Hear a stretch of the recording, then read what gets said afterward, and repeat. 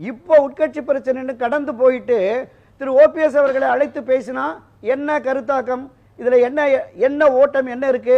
தென் மாவட்டம் டெல்டா மாவட்டங்கள்ல ஒரு கணிசமான வாக்கு வங்கி இவர்களுக்கு இருக்கிறது.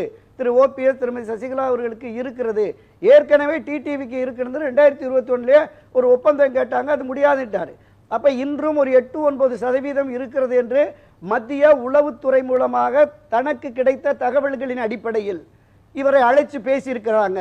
அப்ப இவர் என்னன்னா ரெண்டு விஷயம் சொல்லியிருக்கிறார் திரு ஓபிஎஸ் அவர்கள். 2021 அதிமுக சட்ட விதிகளின்படி அந்த பொதுச் செயலாளருக்கான ஒரு வாக்குல 2 பேர் தேர்ந்தெடுத்தாங்கல்ல, அந்த நிலைப்பாடு 2026 டிசம்பர் வரையில் இருக்கு. எனவே அதற்கான ஏற்பாடுகளை செய்ய வேண்டும்.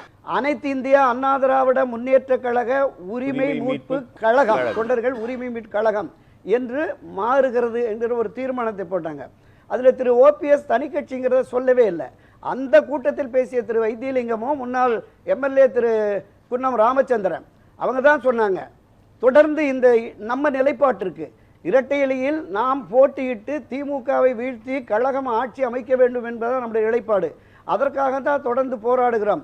தொடர்ந்து திரு எடப்பாடி பழனிசாமி அவர்கள் இடையூறாக தடையாக இருந்தால் அந்த தடையை தகர்ப்பதற்காக நாம் கட்சியை தொடங்கி 234 தொகுதியில் கூட போட்டியிடலாம் அப்படிங்கிற கருத்தை இவர்கள் முன்வைத்தார்கள். திரு வைத்தியலிங்கமும் இவர் திரு ஓபிஎஸ் அவர்கள் அதுல பொறுமை காத்தாரு.